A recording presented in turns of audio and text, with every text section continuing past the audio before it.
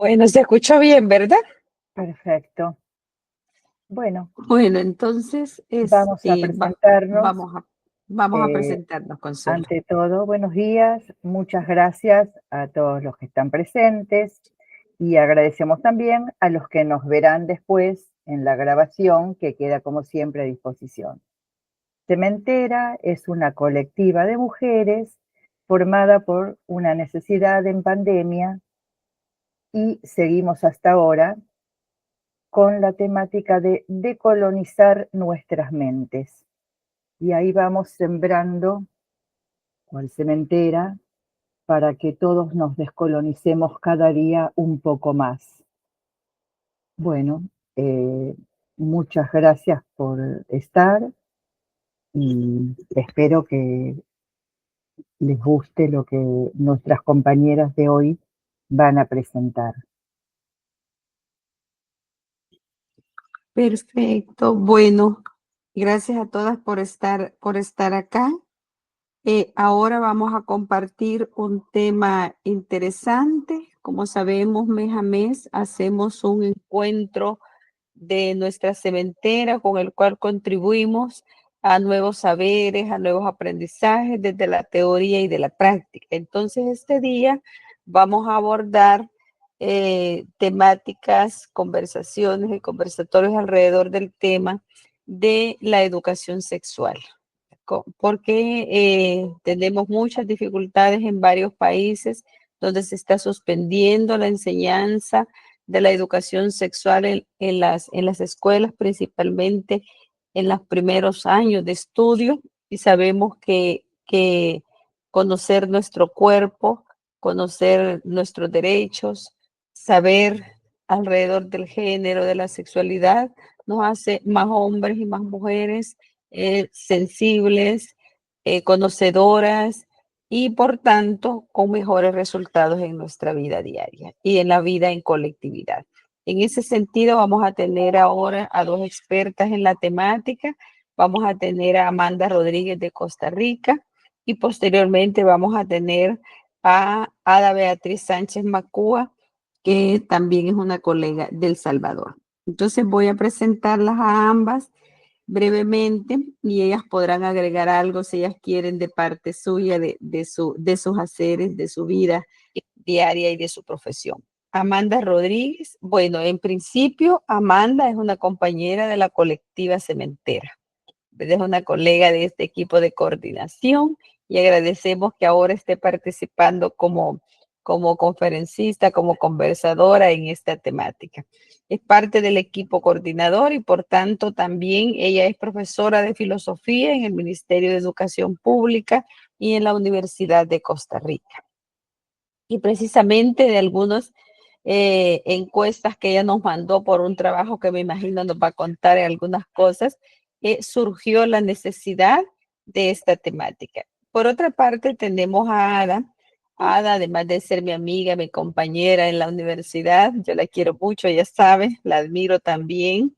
Ella es una periodista de formación, pero a lo largo de la vida se ha venido formando con maestrías en gestión estratégica de la comunicación, en pedagogía, y actualmente es asesora curricular del más alto nivel de la Universidad de El Salvador, directamente trabajando en temas de género, de políticas públicas en esas áreas.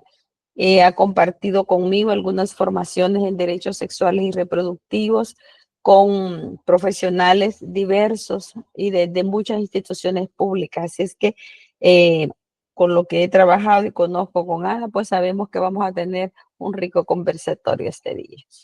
Y luego nuestro equipo de coordinación de Cementera, que también estaremos acá.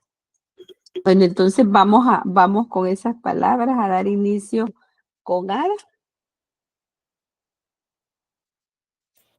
Buenos días a todas y todos. Muchísimas gracias por esta invitación.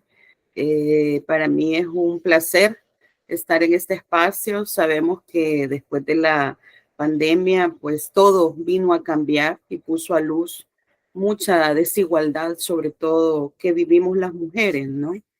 Y dentro de nuestros espacios, pues el tema de educación, que es uno de los elementos que se toma como un vértice desconstructor del pensamiento, sobre todo. Así que, bueno, muchísimas gracias por esa presentación tan maravillosa. A veces también es bonito, ¿verdad? Saber hasta dónde uno ha caminado a pesar de los desafíos. Un saludo especial a mi colega Nuria Melara, ella es periodista de El Salvador que nos acompaña en este espacio y yo le compartí el día de ayer que íbamos a estar en este espacio y enhorabuena, le hemos hecho madrugar, ¿verdad? Desde donde anda, pero es también la iniciativa de cómo las mujeres nos queremos sumar y formar estas redes tan importantes, sobre todo en América Latina, donde las vértices de desigualdad se van profundizando sobre todo, ¿no? Entonces, pero este espacio pues viene, qué bueno que exista este espacio, ¿no? Donde podemos todavía hablar y colocar elementos con libertad, pues cada día percibimos, sobre todo en América Latina, menos libertad, sobre todo por el tema de las políticas públicas. Entonces, no sé si puedo dar inicio a elementos que conversábamos. Yo he tenido la oportunidad de estar en dos espacios muy importantes, que es uno con las organizaciones de mujeres a nivel territorial. Eso me ha permitido tener la vivencia de lo que sucede con las mujeres en el acceso a la salud sexual, ¿verdad? Y reproductiva, que a veces queremos colocarla como en el mismo plano y son elementos distintos. Y por otro lado, pues cómo incidir también desde la actualización curricular. Un saludo a Amanda, pues qué bonito que está en la UCR y que también es una de las universidades que también impulsan muchas transformaciones, ¿no? Y la Universidad del Salvador, pues que son las universidades públicas que están en el compromiso político también de generar una transformación real desde el currículo universitario. En ese sentido, yo me di la tarea de buscar algunas estadísticas porque, bueno, nosotras las periodistas con datos, pues el dato mata el relato, decimos, ¿no? Porque de repente podemos decir todo está bien, porque el framing que se hace desde las publicidades de los países muchas veces no se coloca a la luz aquellos elementos que realmente están sucediendo, ¿no? Porque pues quienes están dentro de los gobiernos, pues tienen una narrativa distinta en algún momento, pues a lo que pasa en los territorios, sobre todo con los derechos en salud sexual y reproductiva de las niñas, que cada día pues estamos viviendo una desigualdad tan fuerte y pareciera que América Latina pues va encaminada a mantener o a seguir reproduciendo ese pensamiento conservador y eso se refleja en las políticas públicas, en el acceso a los derechos, en el acceso a la información, sobre todo para la toma de decisiones, ¿no? Hay países donde la información es muy escasa, donde las políticas públicas no son claras, que el acceso a la salud pues está cobrando vidas de niñas y de mujeres, sobre todo que están sufriendo violencia, no solo violencia por razones de género, sino que también violencia porque las políticas públicas no les permiten el acceso a información o el acceso a una salud sexual y a un derecho sexual y tampoco reproductivo. Entonces, en ese sentido, yo sé que el tiempo corre súper rápido, ahí me alertan con el tiempo, a mí me encanta hablar y a veces me paso, pero quiero dejar, ya que esto va a quedar colgado en las redes, que es importante colocarlo, algunos datos que me parece que son interesantes, que debemos de tomarlos a la hora de pensar sobre políticas en el tema de educación y el acceso, ¿no? En ese sentido, pues, cuando se revisa sobre todo el tema de los embarazos en adolescentes y maternidades, cada año 1.6 millones de adolescentes en América Latina y el Caribe dan a luz. Eso equivale a que esto me asustó, cada 20 segundos hay un adolescente pariendo. Eso o sea, a mí se me puso la piel fría porque esos son abusos sexuales. Y el acceso, sobre todo, no solo tiene que ver con información, sino que cuál es la transformación que estamos haciendo. en el tema cultural, en el tema del acceso a la información, el tema de resguardo. Significa que en el espacio que vamos a estar acá, ¿cuántas adolescentes van a parir? ¿Y en qué condiciones va a ser eso? Entonces, dentro de la tasa de fecundidad del 15 a 19 años, 50.6 nacimientos por cada 1000. Y la región de América Latina es la región es la segunda región con más niñas y adolescentes en embarazos en el mundo. Y cuando analizamos las políticas públicas, realmente sí eso se está encaminado a tomar en cuenta estos datos, ¿no?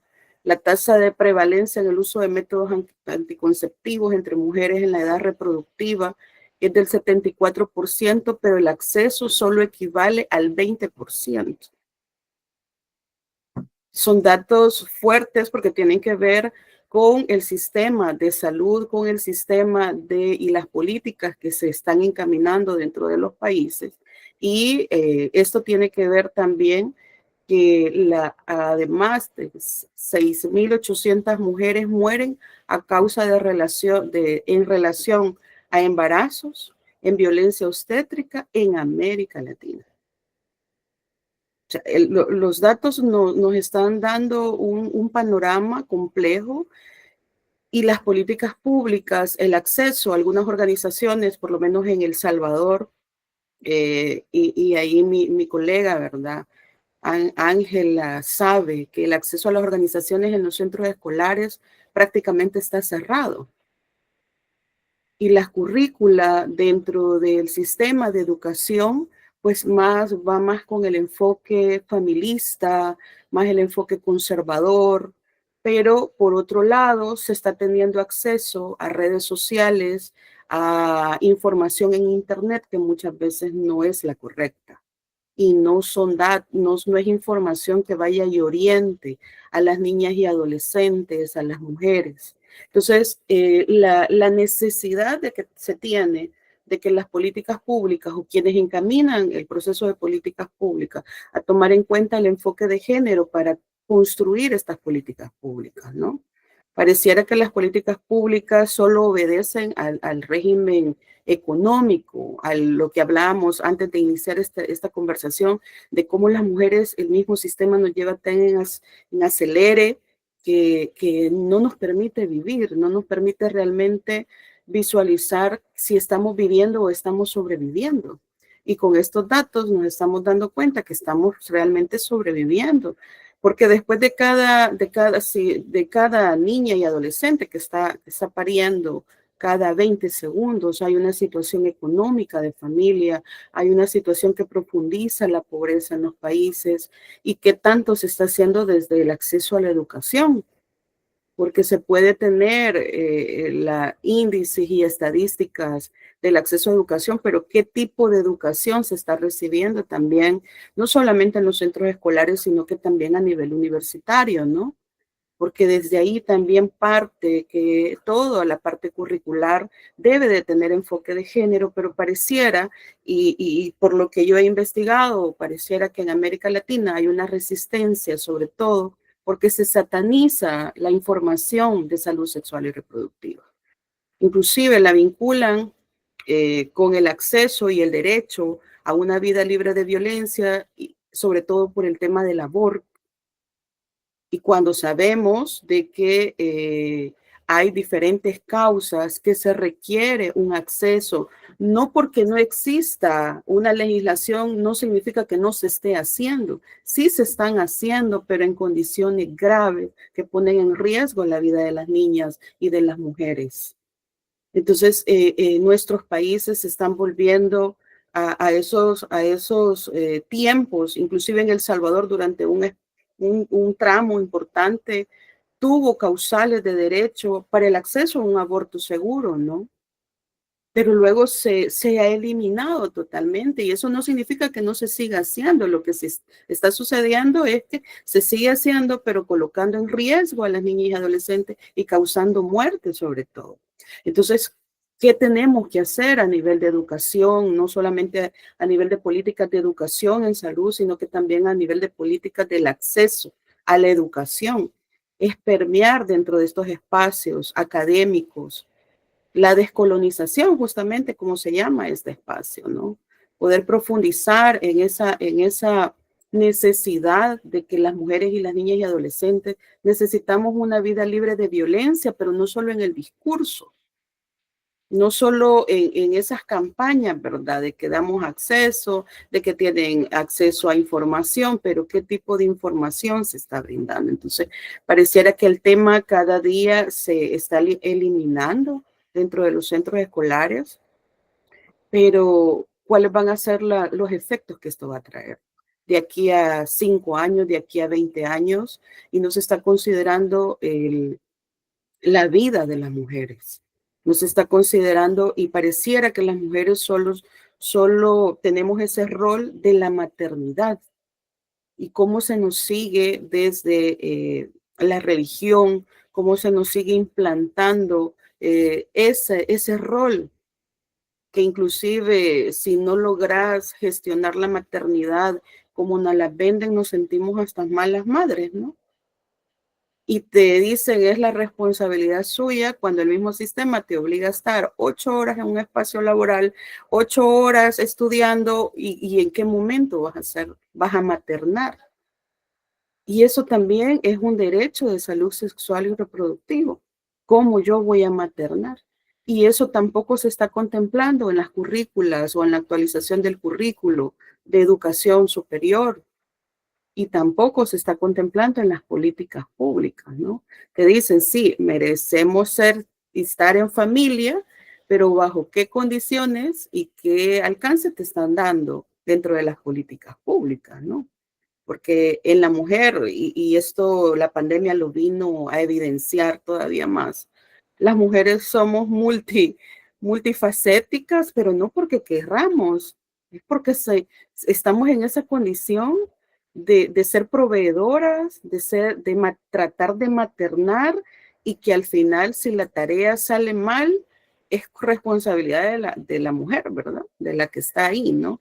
Entonces, esa necesidad de contemplar en políticas públicas, sobre todo en materia de educación y en salud, es urgente, porque cada día pues hay más muertes de mujeres y de niñas y que quedan impunes ahí, ¿no? A mí este dato de que cada 20 segundos hay una niña o un adolescente pariendo, es un dato bastante duro y bastante fuerte, ¿no? Que se debe de retomar desde esas políticas públicas. Entonces, ¿qué hacer frente a esos escenarios, no? Y desde la educación se puede hacer esa transformación. Humanizar la educación significa ir más allá de cumplir criterios, indicadores, sino que humanizar significa visualizar la caracterización de cada ser humano, contemplando su origen, contemplando sus condiciones económicas, contemplando estos elementos que inclusive para los mismos países, pues también representa una inversión económica, por ejemplo, los costos estimados en la atención a embarazos en adolescentes y las maternidades tempranas equivale a 15.3 millones de dólares al año. Esto equivale al 1% del PIB prácticamente, que podría estarse invirtiendo en educación y en prevención, más en el tema de ir sopesando, ¿verdad? Esta situación. Y ahí es donde vemos que, por ejemplo, las tasas de nacimiento en países, por ejemplo, Nicaragua, 86 nacimientos por cada 1000 en adolescentes de 15 a 19 años. Esto no lo digo yo, sino que lo dicen las estadísticas de los organismos internacionales. Honduras con 79 nacimientos por cada 1000 en adolescentes de 15 a 19 años. Guatemala hay tasas de fecundación bastante elevadas. Bolivia, Cuba y países, por ejemplo, como El Salvador, que todavía se sigue, tenemos una tasa y estadística de embarazo en niñas y adolescentes sumamente alta, ¿verdad? Y no hace mucho, pues, en nuestro país, las niñas les tocaba inclusive casarse con sus agresores, porque los agresores buscaban buscar y legalizar la relación para no ir detenidos. Hasta hace muy poco eso ya fue prohibido.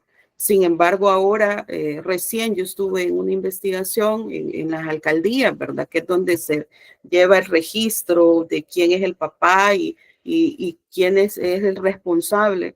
Las adolescentes, hay una estadística muy fuerte que todavía se sigue investigando en esos datos, pero las adolescentes ahora ya no están diciendo quién es el responsable. Puede ser que detrás de eso hayan amenazas, puede ser que detrás de eso haya miedo por decir quién es el responsable. Y esto significa que ese nuevo nacimiento, la responsabilidad vuelve a recaer en una niña que no tiene las condiciones para poder tener. Entonces, en ese sentido, se les sigue dejando la responsabilidad de las niñas y adolescentes a la familia, pero la responsabilidad también del Estado recae en garantizar el acceso y garantizar sobre todo de que estas niñas y adolescentes no pasen esa situación, porque una niña y un adolescente debe de estar pensando en otra cosa más que en estar tratando de ser madre cuando las condiciones ni biológicas, ni psicoemocionales, ni mentales, sabemos que no están preparadas. Entonces, la transformación de la educación es urgente y es donde podemos ir transformando también para que más voces podamos ir encaminadas en que todos los procesos que desarrollemos, no solo a nivel de educación, sino también a nivel de políticas públicas, el garantizar no solo el acceso, sino que garantizar el pleno de derecho a decidir sobre mi cuerpo. Y eso nos está negando a las mujeres, inclusive a las mujeres adultas mayores. Pareciera que después de una edad dejamos de sentir, ¿verdad? Y ya no somos consideradas, inclusive en el mismo sistema de salud, ¿no? Porque ya pasó el espacio de maternidad, pero también tenemos y se tienen derechos de salud sexual y reproductiva en mujeres adultas mayores, pero que tampoco se está contemplando, ¿no? El derecho a decidir a una salud. Bueno, ¿cuántas mujeres en los últimos y ahí están las estadísticas, las pocas estadísticas, por supuesto, a las que tenemos acceso, porque pues estos datos también cada vez se van cerrando, ¿verdad? Se van cerrando y no están al alcance de quienes hacemos investigación. De cómo las mujeres, por ejemplo, adultas mayores, no se garantiza la plena convivencia y pareciera que se vuelven una carga a la familia. Y tampoco hay una garantía en el tema de salud. Entonces, todos estos elementos también que las políticas públicas deben de ser transversales y contemplar, sobre todo, no solo la edad reproductiva de las mujeres, sino que en todas las etapas de las mujeres, ¿verdad? Entonces, eso es urgente tomarlo, posicionarlo, pero no se va a hacer desde las organizaciones. Las organizaciones, pues lo que hacen es poner a luz lo que está sucediendo. Es una responsabilidad de los estados el garantizar el pleno uso de derecho, garantizar las condiciones, garantizar que las políticas públicas sobre todo respondan a estas necesidades reales y evitar que más niñas y adolescentes pues estén en esa situación de vulneración de derechos, que por una parte decimos políticas enfocadas a la niñez. Recién yo estaba en un espacio donde se le apostaba o se le apuesta, mejor dicho, al juego, a políticas públicas que los niños y las niñas tengan acceso a ese pleno uso de derecho de jugar aprendiendo, pero me preguntaba yo, porque eso fue en la mañana, y por la tarde yo me encontré a una madre en condiciones físicas, ¿verdad? Que se miraba de lejos que era una responsabilidad fuerte económica con dos niñas trabajando en la calle. Entonces yo decía, qué contradictorio. Por una parte estamos diciendo el acceso, las políticas públicas, pero cuando salís y abrís la puerta es otra realidad. ¿Cómo le vas a decir a una niña, vaya a jugar, ¿verdad? Vaya a aprender diferente, a una madre decirle, vaya esto, vaya lo otro, si no están las condiciones necesarias? Porque estas eran niñas de, según mi mirada, de 10, 6 años vendiendo en la vía pública. Y lo más seguro es que tampoco tenían acceso a la educación. Entonces, y ahí es donde se sigue profundizando la violencia, porque eso es violencia, ¿no? La falta de acceso a una garantía de derechos. Así que creo que ya voy llegando a mi tiempo, pero necesitamos mantener estos temas a luz y sobre todo accionar y seguir sobre todo tratando de hacer las transformaciones, ¿no? Y la educación es una oportunidad para poder permear y garantizar el derecho pleno a una salud sexual y reproductiva. Muchas gracias.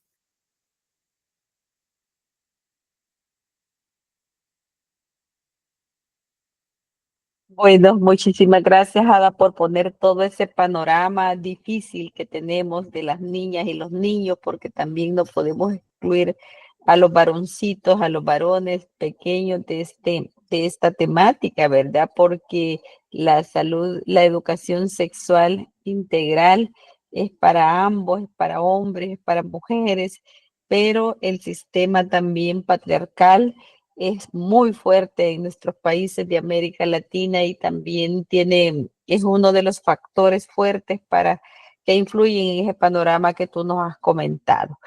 Bueno, entonces gracias por ese panorama. Como luego vamos a conversar, ahí vamos a ir haciéndote preguntas o poniendo los puntos de vista de nosotras también. Amanda, por favor, adelante. Bueno, buenos días.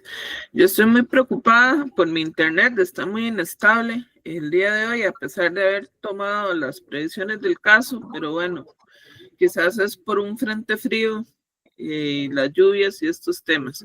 Bueno, entonces, esto es para decir que si apago la cámara, no es por falta de respeto, es para intentar mantener la estabilidad de la conexión.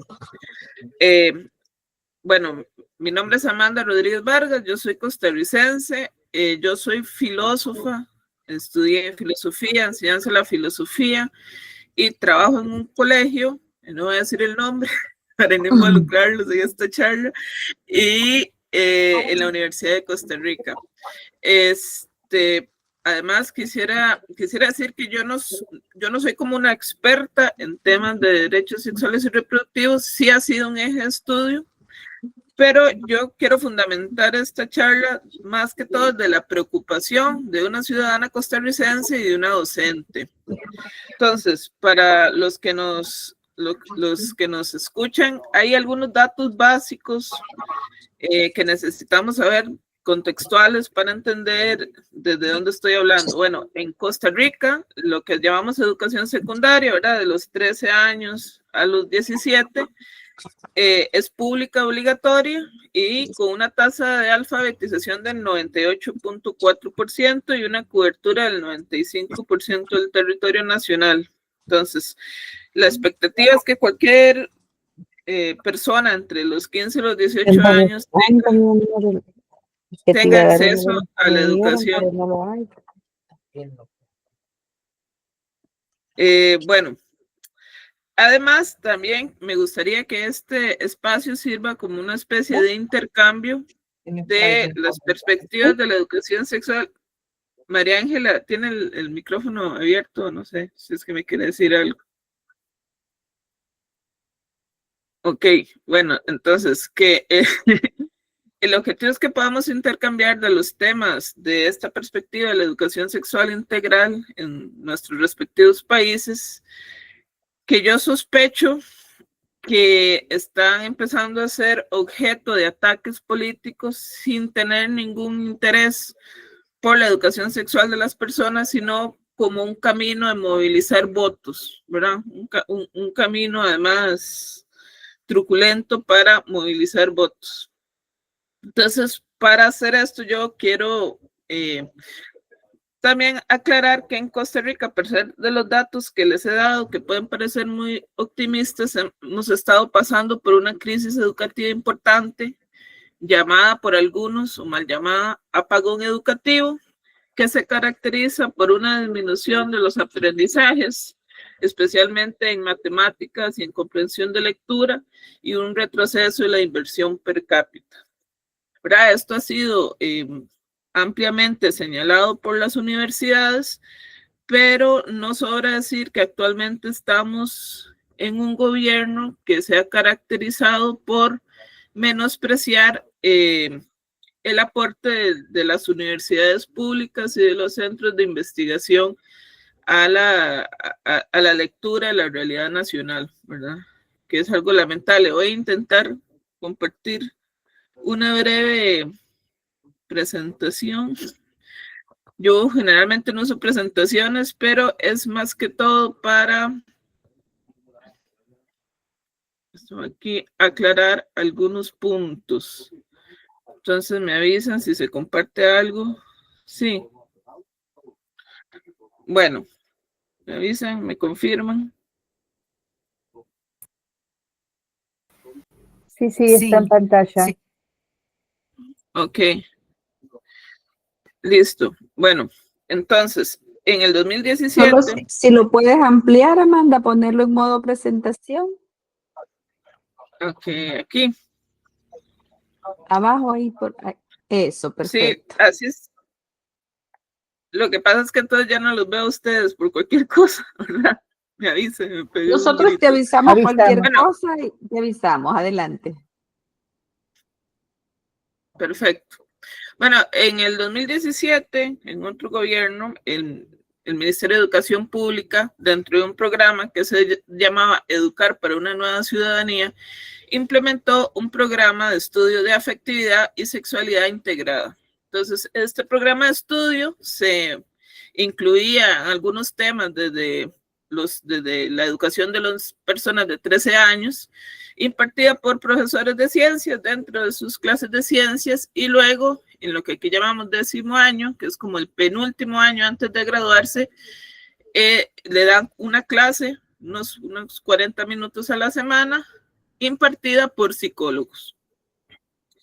¿Qué fue lo que pasó con estas clases, con estas guías de afectividad y sexualidad? Yo me voy a referir a ellas como guías, ¿verdad?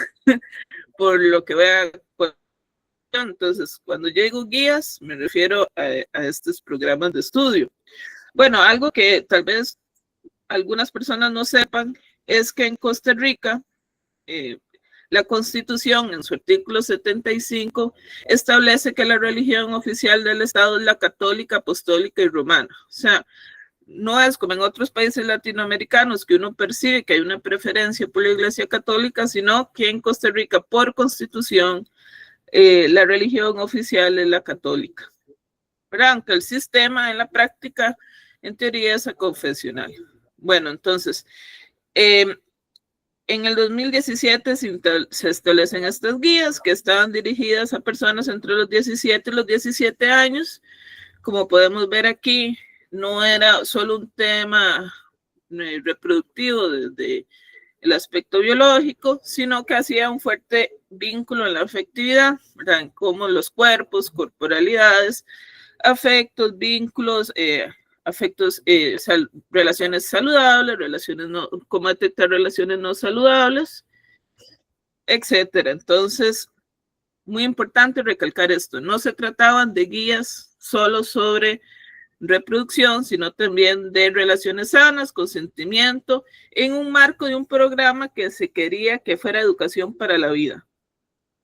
Sin embargo, estas guías, como no es sorpresa de nadie, rápidamente se convirtieron en un territorio de disputa política, especialmente por sectores conservadores y populistas que aprovecharon el temor y la desinformación de alguna población por medio del discurso de odio para tener apoyo electoral.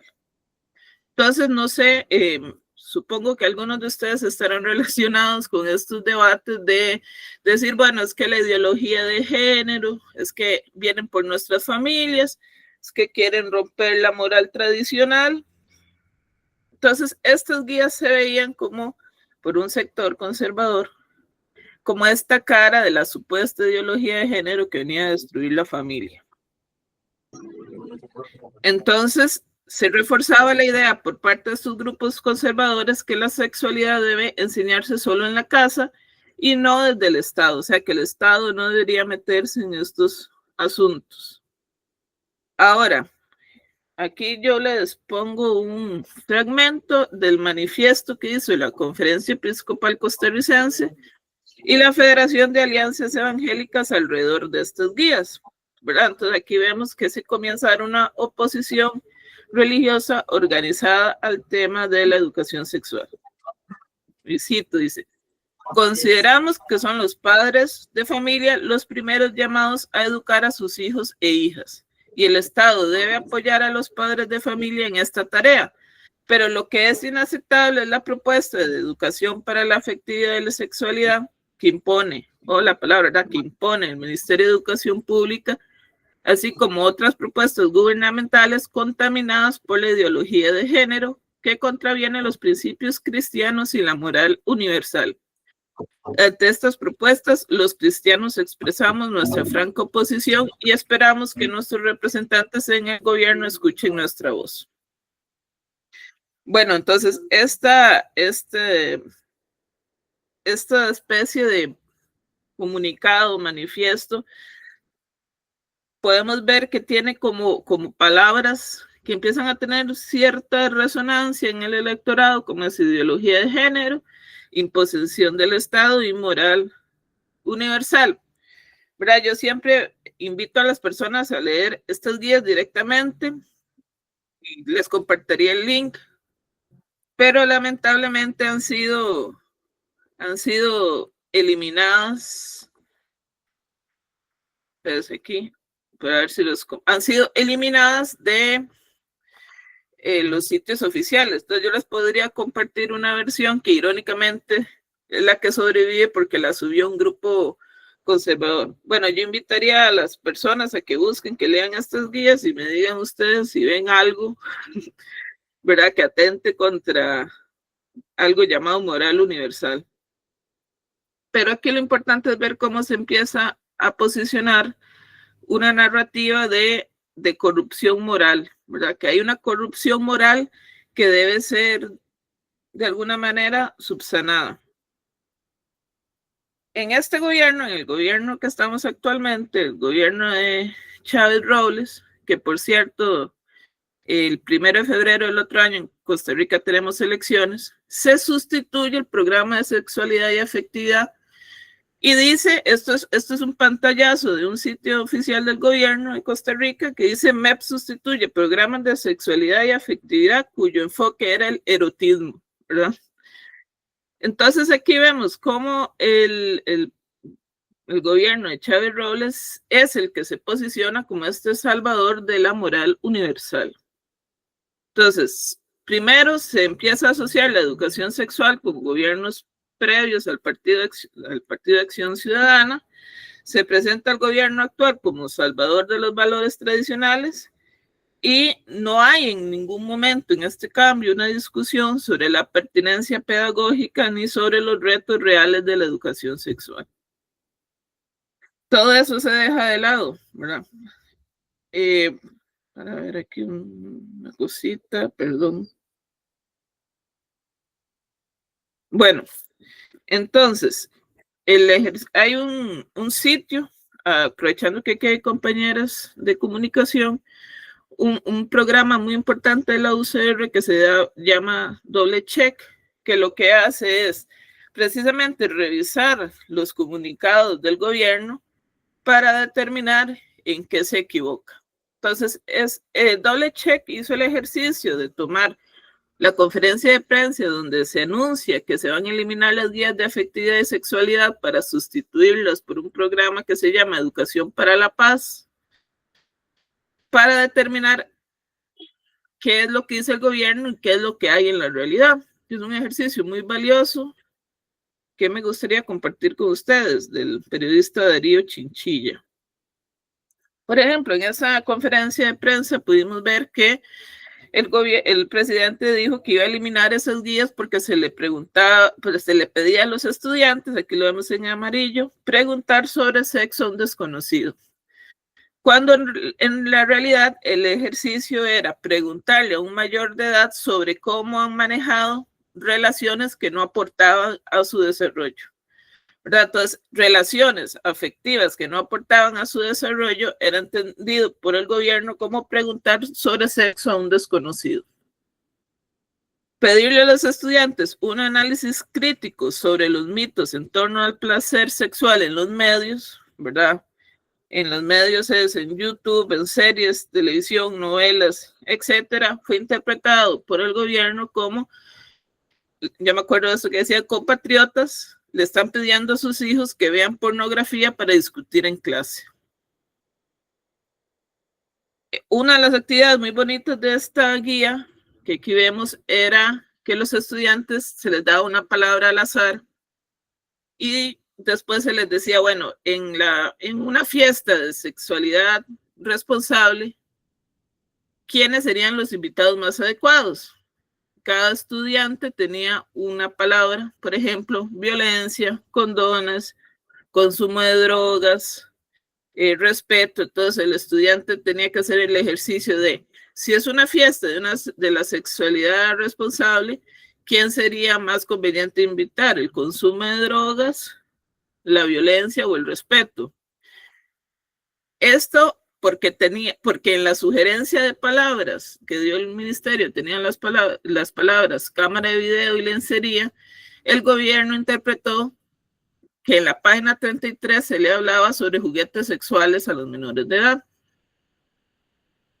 También algo que dijo el presidente en una conferencia de prensa alertando a un montón de gente era que en las guías se le indicaba un ejercicio donde los estudiantes debían hacer silencio y que deberían estar sentados en silencio con los ojos cerrados y seguir las instrucciones del docente y ponerse de pie si alguno había sido violado o abusado. Lo que el gobierno omitió decir es que no se trataba exclusivamente de situaciones de violencia sexual, sino cualquier situación de violencia y no solo sobre el estudiante, sino si el estudiante conocía a alguien que había sido víctima de alguna situación de violencia.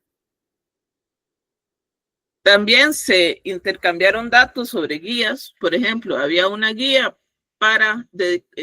enfocada en encargados legales de personas en condición de discapacidad, para cómo estos encargados legales le podían hablar a personas en condición de discapacidad sobre su sexualidad, y el gobierno igual lo malinterpretó para decir que las guías de educación sexual se requiere que a los niños entre 2 y 9 años se les enseñe autoestimulación y autoerotismo, cuando de entrada las guías a las que se estaba refiriendo el gobierno están dirigidas para estudiantes mayores de 13 años.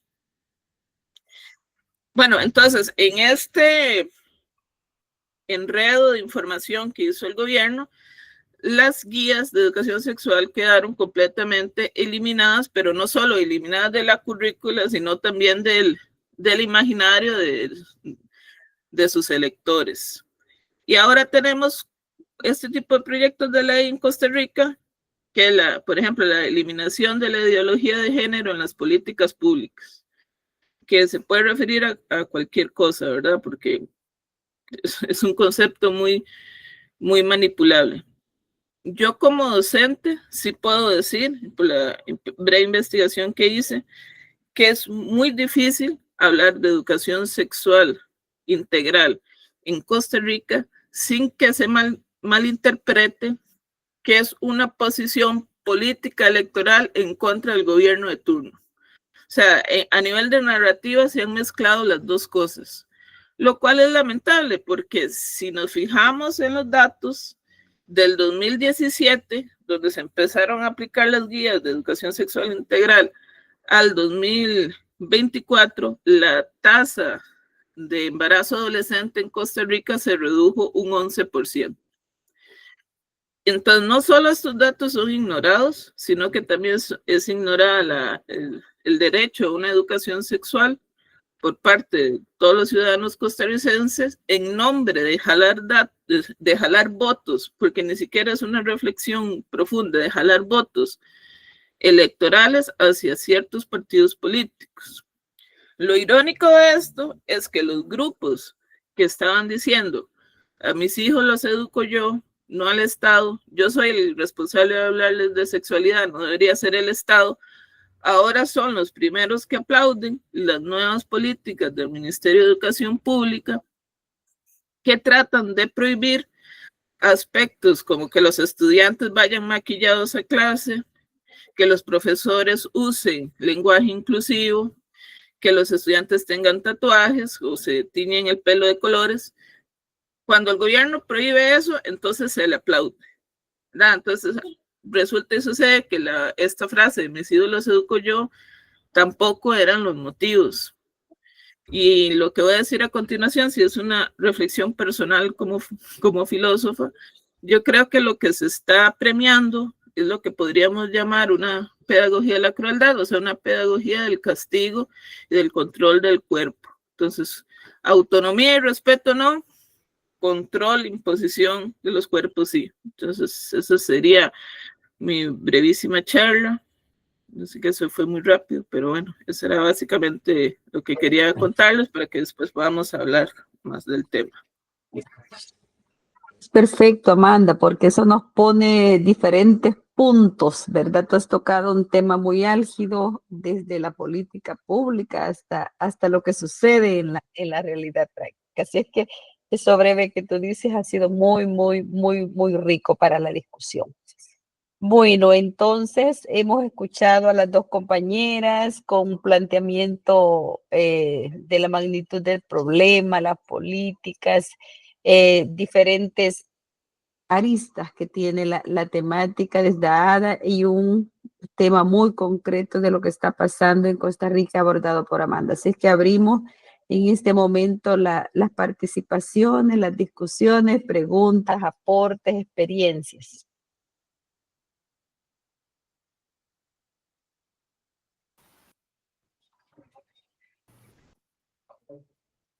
¿Quién inicia? Consuelo. Adelante, Consuelo. Y después Ana. Amanda, escuché con atención todo lo que estás contando y lamentablemente acá en Argentina estamos en el mismo camino. Se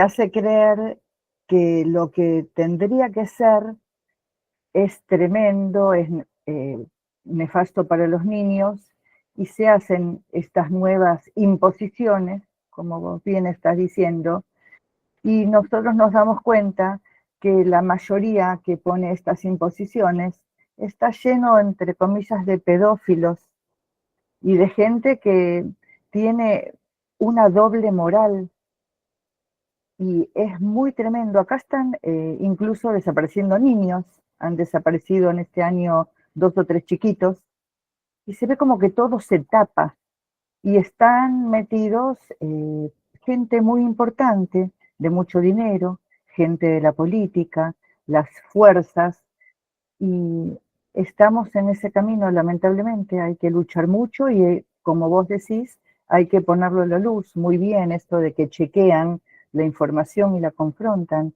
porque nos hacen creer una cosa que no es. Gracias, Amanda. Qué lamentable que estamos en el mismo camino.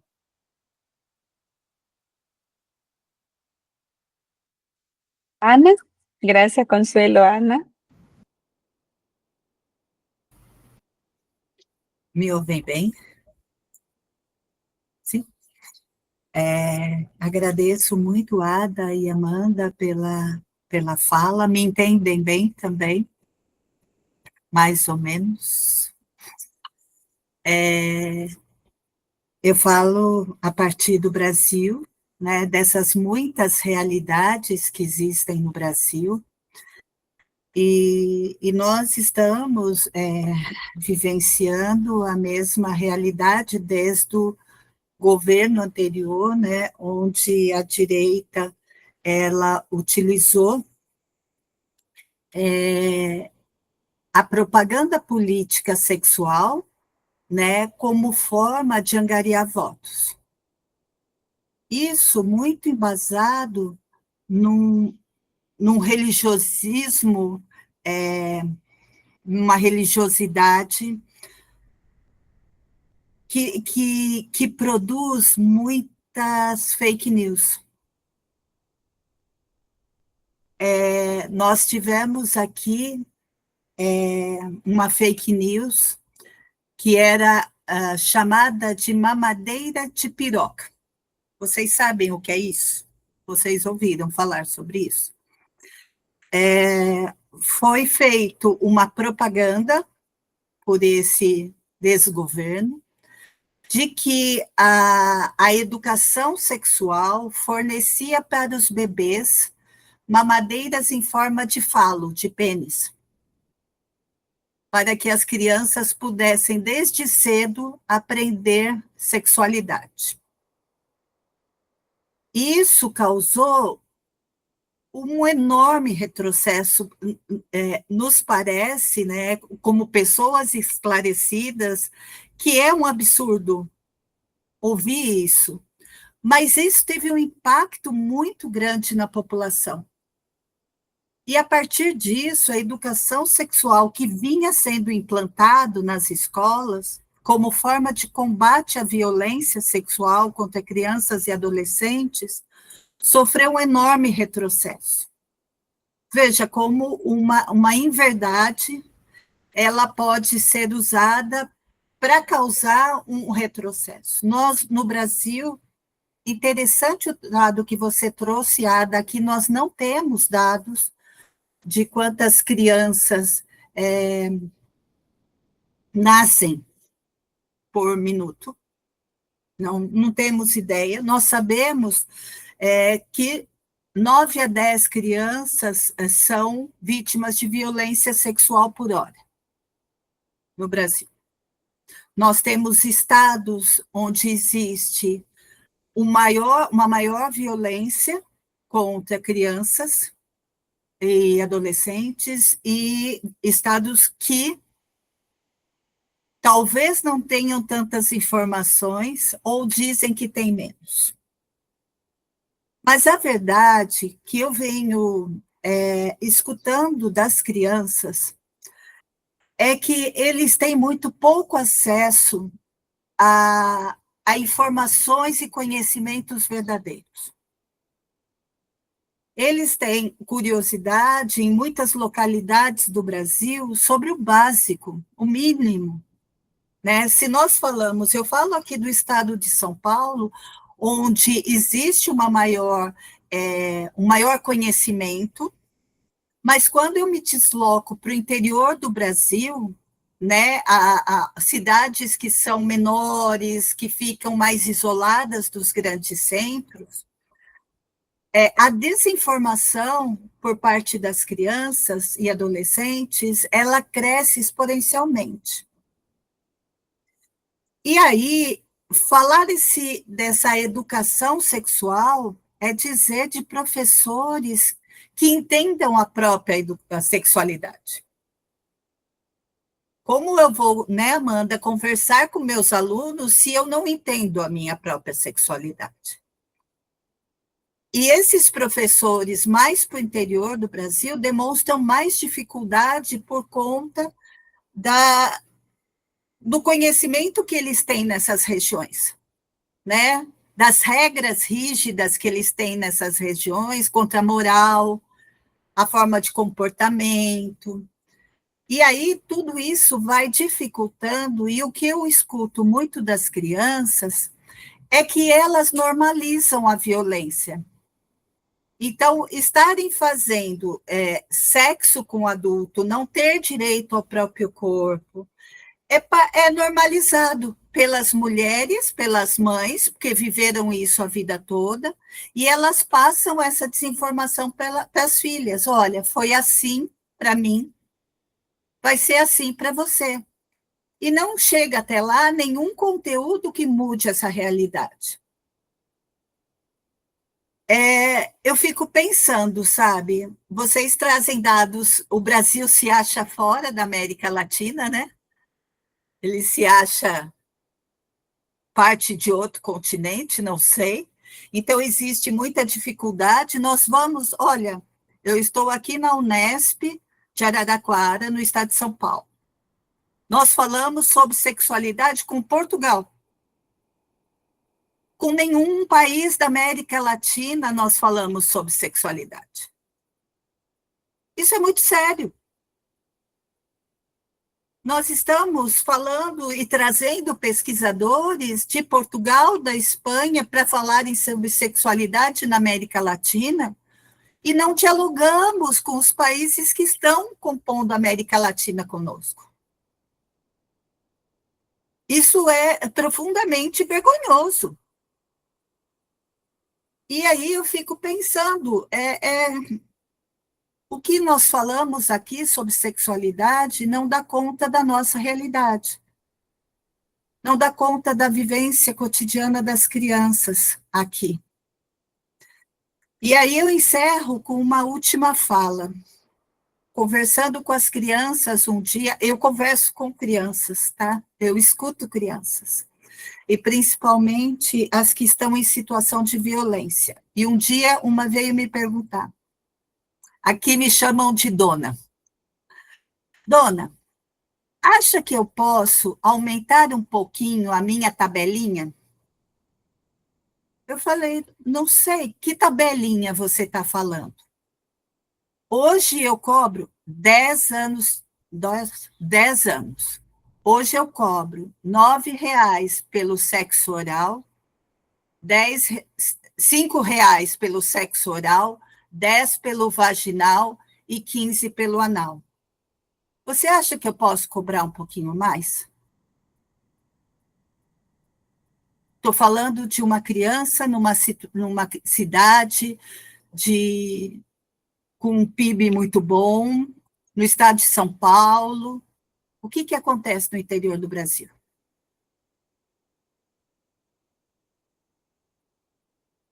É isso.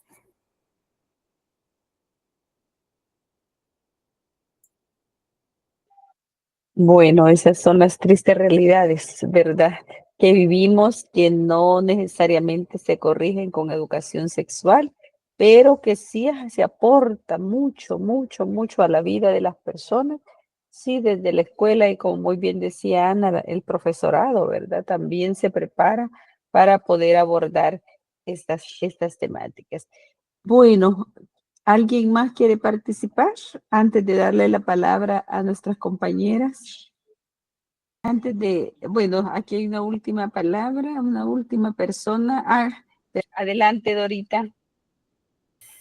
No, en base a lo que estaba diciendo recién, por eso es importante que la educación sexual y reproductiva se dé en los colegios, porque si no los chicos solos no van a buscar eso, o lo van a buscar mal, con los TikToks y los Instagram y todo eso, ¿no? Entonces es importante bregar porque la educación sexual se dé en los colegios.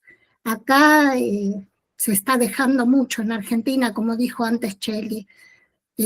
No sé, en la provincia de Buenos Aires todavía se sigue, pero están tratando de cambiar la ley de educación como para que ya no haya una educación, digamos, que los contenidos los dé el Estado, sino que los contenidos los puede dar cada colegio.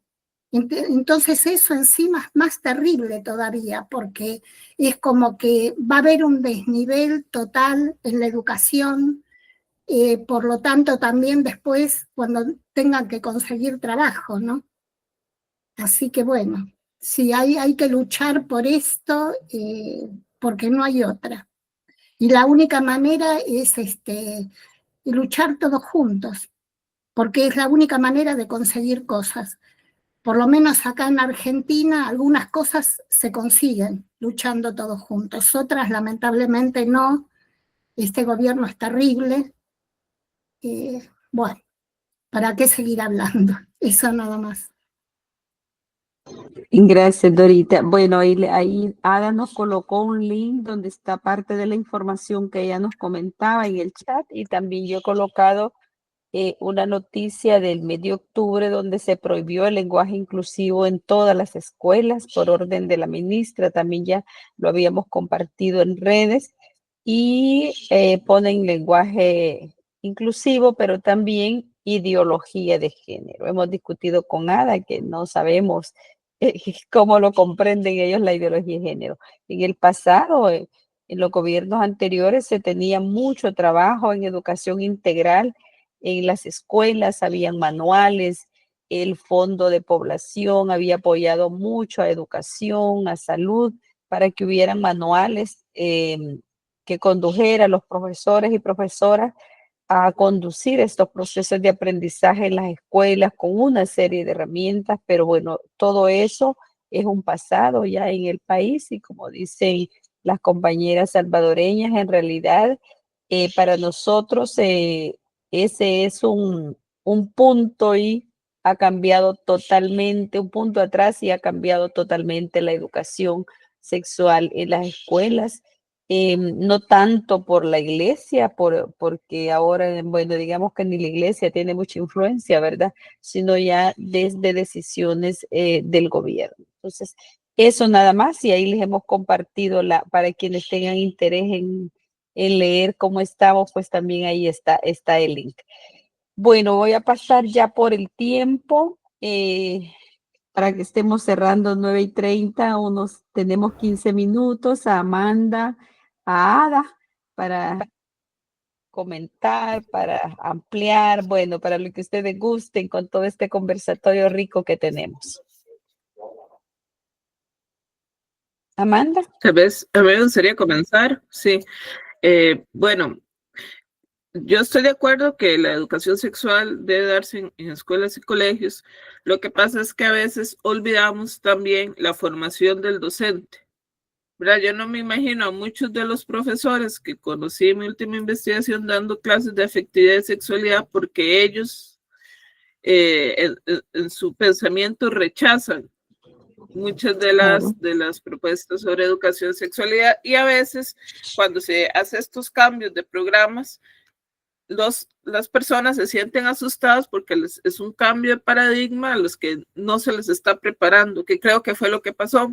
En Costa Rica hubo mucho revuelo con un tema de hacer baños para estudiantes, para personas transgénero, porque la gente empezó a sentir ofuscada y ese ofuscamiento, digo yo, es utilizado por grupos políticos para decir, ve que ellos vienen a imponernos cosas extrañas de afuera. Pero además quería decir que a mí me llama mucho la atención dar esta pequeña charla con compañeras de El Salvador porque en Costa Rica las políticas de Bukele, de Nayib Bukele, son vistas por nuestro gobierno con admiración, ¿verdad? Como queriendo replicar las políticas educativas de El Salvador respecto al lenguaje inclusivo, la educación sexual, esto de la vestimenta de los estudiantes. Se ha frenado un poco en Costa Rica porque aún hay una pequeña separación de poderes que frena al Ejecutivo. Sin embargo, el llamado para las próximas elecciones en Costa Rica del gobierno actual es tener la mayoría legislativa para que esta separación de poderes no lo frene tanto. Por ejemplo, en Costa Rica se intentó prohibir el lenguaje inclusivo, se hizo lo que llaman una circular para los docentes y todo, y fue frenado por aspectos legales. Entonces, sí, creo que la región centroamericana está enfrentando problemas similares y creo que es un objeto de estudio muy interesante. Entonces, ese era como mi comentario final. Gracias, Amanda. Se han tocado diferentes aristas de la temática esta mañana, en hora y media que llevamos conversando.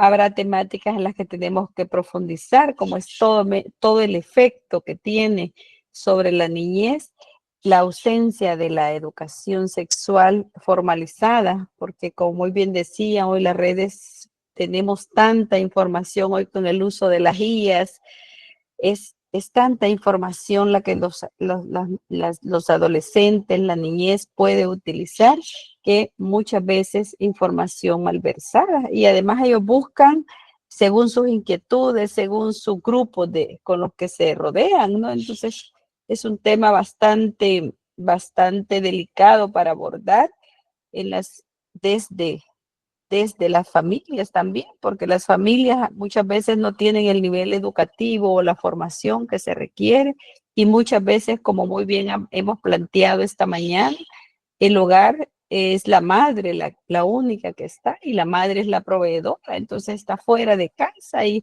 y los chicos y las chicas están solos con sus teléfonos o sus tablets en sus casas. Entonces creo que Ada nos deja también una serie de desafíos relacionados a utilizar esas redes virtuales que ahora tenemos como una oportunidad para comunicar, para compartir, y también Amanda sobre estas herramientas comunicativas de análisis de la verdad, ¿verdad? Les voy a decir análisis de la verdad para poder ir haciéndose sus propias conclusiones al poder estar en contacto con esas herramientas de comunicación e ir checando qué en realidad es lo que es cierto y qué es lo que no es cierto. Y acordémonos que las ideas que se dicen desde los medios, en este caso los medios sociales, pues se consideran verdad,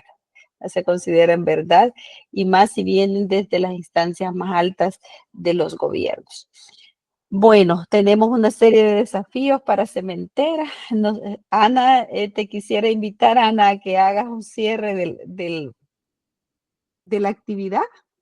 A Felipe lo hemos tenido presente. Felipe, no te hemos escuchado, no sé si quieres decir algo. Solo saludarnos, un gusto tenerte siempre. Llegué tarde, Felipe, sí, por supuesto. Un abrazo grande a todas. Gracias, muy bien Felipe. La exposición, muy interesante. Y me alegro que además se expande en latitud, ¿no? Vale decir, bueno, no me hagan hablar ya tal vez. Hermoso todo. Gracias, Lo importante Felipe. es que de distintos rincones de Avia Yala, no me gusta Latinoamérica, de distintos, perdón, ¿no? A la expositora, de distintos rincones de nuestro continente, vamos escuchando y coincidiendo en muchos conceptos. Eso es lo importante, nada más. No quiero hablar. Gracias, Felipe. Ana, si nos haces el bien de cerrar el evento.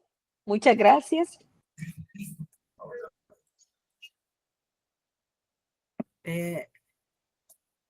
Eu compreendo que esse evento, mais do que deu início a uma série de aberturas para pensarmos juntos questões de Abya Yala.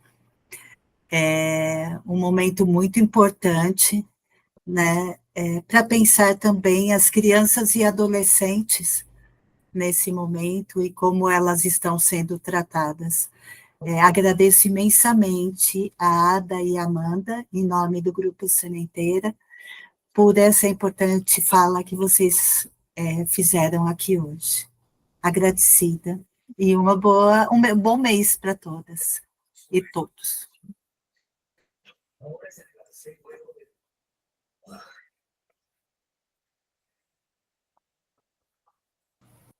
Microfone fechado. Estás muteada.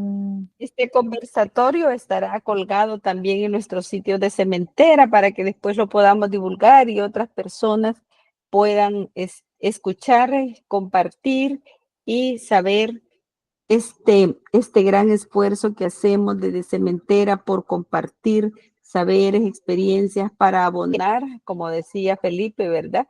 A esas modificaciones, a esos cambios que quisiéramos como sociedad, y nosotros, la mayoría mujeres que venimos de la academia, en su mayoría, y hombres también. Bueno, Felipe es un escritor, ¿verdad? Y luego en otra nos contará.